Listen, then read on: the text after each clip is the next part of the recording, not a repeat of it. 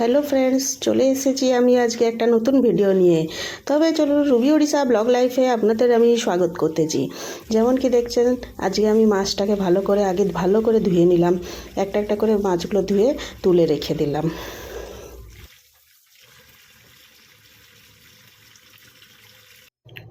তারপরে কি করেছি, মাছগুলোতে নুন হলুদ মাখিয়ে রেখে দেবো। নুন হলুদ মাখানোর পরে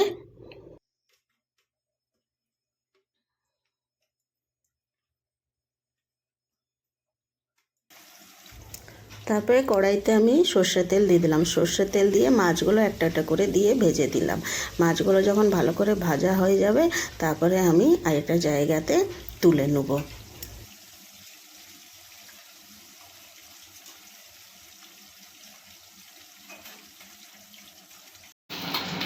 মামা রান্নার কত দূর গেল? এই মাছটা ভাজছি, মাছ ভাজার পরে তরকারিটা হবে, তারপরে হয়ে যাবে আর কি।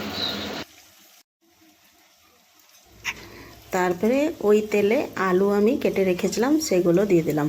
আলুগুলো যখন একটু ভালো করে ভাজা হয়ে লাল হয়ে আসবে,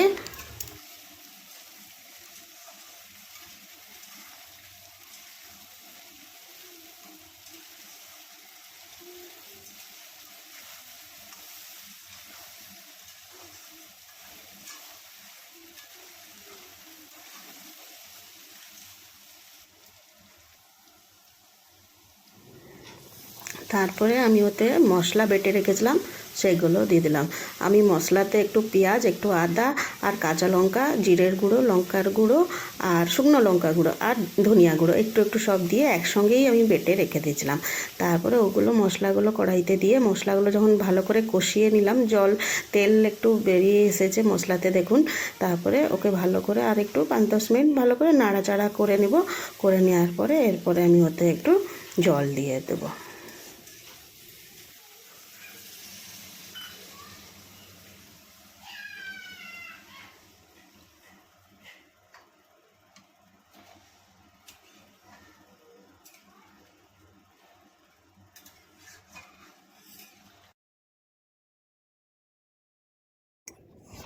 জলটা দেওয়ার পরে একটু জলগুলো ফুটানোর জন্য ছেড়ে দেবো।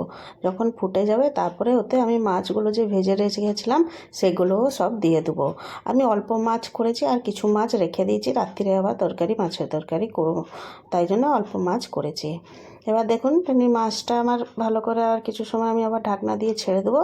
ওটা ভালো করে ফুটে যাবে, আলুও সেদ্ধ হয়ে যাবে, আলু সেদ্ধ মাছগুলোও সেদ্ধ হয়ে যাবে। তারপরে রান্নাটা আমার শেষ হয়ে যাবে।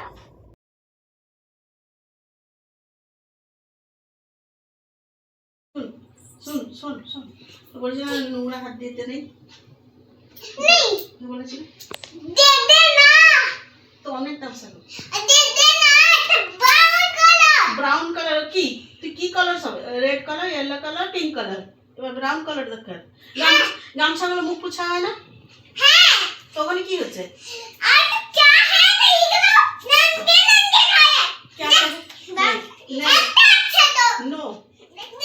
না না, মেঘা দুষ্টুমি করে না, না এমনি দুষ্টুমি করে না। এই বই খাতা আনতো, পড়তে বসাই। আচ্ছা তো এখানে আছে তো, চল আয় পড়তে বসো, চল আয়। এই গাধা ভেঙে দিচ্ছি, ভেঙে দিবি?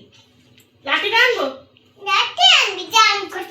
কত দুষ্টু হয়েছে ও।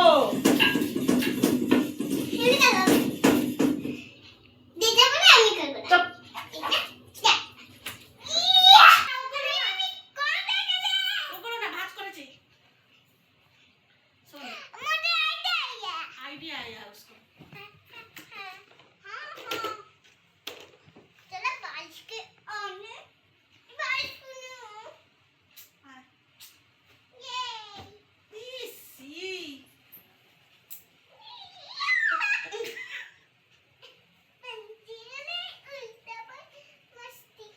पंछी बनूं उड़ता फिरूं मस्त गगन में। তারপরে মাথা দিয়ে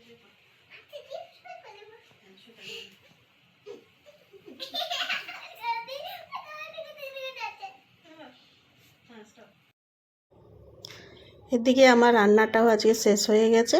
আমি এবার ছোটোটার জন্য একটু খাবার বেড়ে ওকে ভাত আর তরকারি দিয়ে দেবো। ব্যাস। আপনাদেরকে যদি আমার এই ভিডিওটা একটু ভালো লেগে থাকে তবে একটা লাইক, কমেন্ট আর সাবস্ক্রাইব করে দিবেন।